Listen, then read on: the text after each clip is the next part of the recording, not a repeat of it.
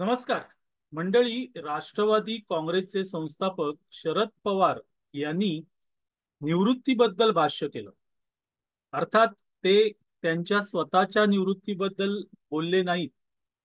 पवार साहेब स्वतःच्या निवृत्तीबद्दल नजीकच्या काळात भाष्य करतील अशी परिस्थिती नाही. पण म्हणून शरद पवार यांना निवृत्त व्हायचं नाहीये का? तर तशी ही गोष्ट नाही. भारताने T20चा विश्वचषक जिंकला त्यानंतर भारतीय संघाचं अभिनंदन करताना शरद पवार यांनी काही भाष्य केली. त्यामध्ये विराट कोहली आणि रोहित शर्मा यांच्या निवृत्तीबद्दलही भाष्य केले. शरद पवार म्हणाले की हे दोन दिग्गज खेळाडू जे निवृत्त होत आहेत आणि त्यांची ही रिटायरमेंट अगदी योग्य आहे, कारण फॉर्म मध्ये असताना रिटायरमेंट घेणे योग्य असतं. तसंच नव्यांना संधी मिळाली पाहिजे यासाठी त्यांनी म्हणजे विराट आणि रोहित यांनी घेतलेली निवृत्ती ही योग्य आहे. खरं म्हणजे पवारांना हे भाष्य करताना आपल्याबद्दल काही सांगायचं होतं का? कारण पवारही आता निवृत्तीच्या वयात आलेले आहेत. तसं बघायला गेलं तर आता सध्या शरद पवार देखील फॉर्म मध्ये आहेत. लोकसभा निवडणुकीमध्ये त्यांनी चांगल्या स्ट्राईक रेटने जागा मिळवलेल्या आहेत. 10 जागा लढवल्या होत्या, त्यापैकी 8 जागा शरद पवारांना मिळालेल्या आहेत. अशा वेळेस हा फॉर्म आपला चांगला आहे आणि त्या चांगल्या फॉर्म मध्ये निवृत्त होणं असं पवारांना म्हणायचं होतं. आता मग मित्रांनो, प्रश्न असा आहे की पवार हे स्वतःच्या निवृत्तीबद्दल का बोलत नाही? त्याचं कारण काय आहे? पवारांचं वय झालेलं आहे, त्यात त्यांना आजार आहे आणि तरीही ते पक्षासाठी झटतायत. अंगात ताकद क्षीण होत चाललेली आहे तरीही दौरे करतायत. निवृत्तीच्या वयात पवार झटतायत. हे जरी मराठी मीडिया योद्धा योद्धा म्हणून दाखवत असला तरीही पवारांच्या मनात जी खंत आहे की आपलं निवृत्तीचं वय झालेलं आहे आणि आपण हे सगळी दगदग करतो. का करतो? कारण आपल्या पक्षाचं नेतृत्व सांभाळणारा सक्षम कांदा अद्याप निर्माण झालेला नाहीये आणि ही पवारांची खंत आहे. आणि त्यामुळे पवारांना निवृत्ती स्वीकारता येत नाही. पक्षात पवारांच्या तोडीचा नेता निर्माण होणं आणि त्याच्या खांद्यावर पक्षाचा सगळा भार सोपवून आपण निवृत्त होणं हे अर्थातच प्रत्येक सर्वसामान्य व्यक्तीसारखं पवारांचंही स्वप्न असावं. पण ते नेतृत्व तयार झालं नाही. याला नेमकं कोण जबाबदार हे पवार मात्र सांगत नाही. ज्या वेळेस अंगात त्राण असतो आणि वय वार्धक्याकडे जात असतं त्यावेळेस आपला वारसदार निर्माण करणं गरजेचं असतं आणि पवारांनी कदाचित ते केलं नाही. आणि त्याची खंत कदाचित आता पवारांना वाटत असावी की माझ्याकडे वेळ होता, पक्षात चांगले नेते होते, पण त्यांच्यावर आपण पक्षाची संपूर्ण धुरा सोपवू शकलो नाही आणि त्यामुळे आज वार्धक्यातही वणवण करावी लागते. हे कुठेतरी पवारांना बोचतंय का? कारण विराट आणि रोहितच्या निवृत्तीबद्दल बोलताना पवार म्हणतायत की फॉर्म मध्ये असताना निवृत्ती स्वीकारणे हे केव्हाही चांगलं. मग आज पवार फॉर्म मध्ये नाही आहेत का?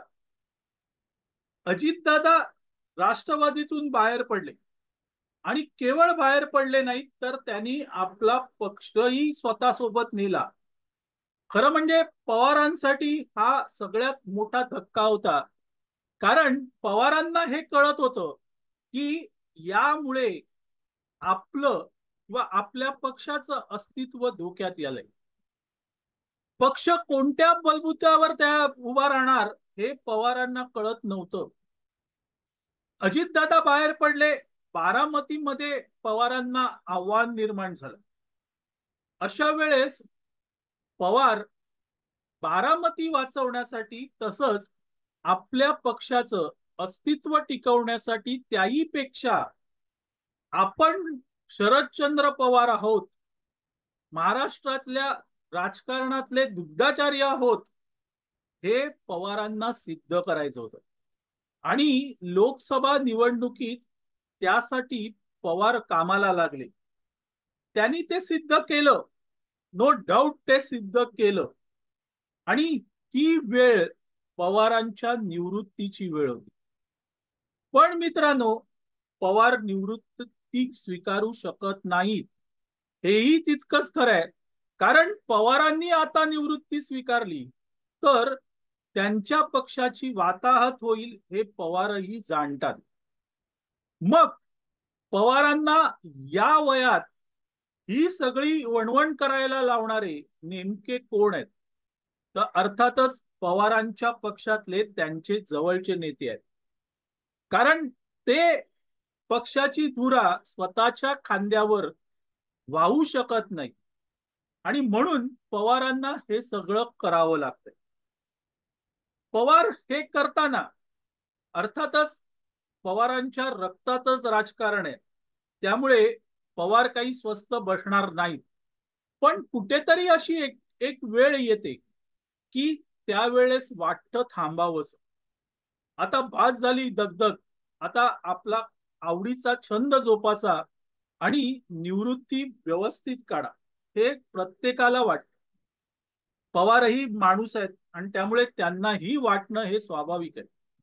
पण या वयातही पवारांना फिरायला लावणारे, पवारांवरच सगळी जबाबदारी सोपवणारे त्यांच्या पक्षातले नेते त्यासाठी जास्त जबाबदार नाही आहेत का? कारण नव्याला संधी द्यायची तर नवीन कोणीही पक्षात निर्माणच झालेला नाही जो सक्षम असेल. मग याचा दोष परत पवारांवरच जातो का? मंडळी, हेच तर खरं राजकारण आहे. हेच राजकारण आहे.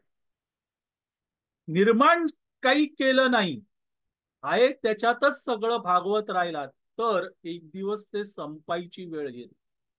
आणि मग त्यावेळेस ही खंत निर्माण होते की आपण काहीच निर्माण करू शकलो नाही. जे संचित होतं तेच आजपर्यंत वापरत राहिलो आणि त्या संचितावर भविष्य नाही काढू शकत हे जेव्हा कळतं तेव्हा मग आपल्या मनातलं दुःख हे चांगल्या अर्थाने म्हणा किंवा का प्रशंसक शब्दाने म्हणा बाहेर पडत असतं. पण त्याही पेक्षा त्या प्रशंसक शब्दांमध्ये दडलेली असते एक खंत. आणि तीच खंत पवारांच्या या शब्दांमध्ये दडली होती, जे शब्द त्यांनी विराट किंवा रोहित बद्दल वापरले. विराट आणि रोहित नव्यांना संधी देऊ शकतात, आपण मात्र नव्यांना संधी देऊ शकलो नाही, ही त्यातली खंत होती. इतकंच नाही तर आता विराट आणि रोहित सारखे आपणही फॉर्म मध्ये आहोत, पण आपण मात्र निवृत्ती घेऊ शकत नाही, ही त्यातली खंत आहे. असो मंडळी, तुर्तास इथे थांबतो. आपल्याला हा व्हिडिओ आवडला तर लाईक करा, शेअर करा, लक्षवेधला सबस्क्राईब करा. धन्यवाद.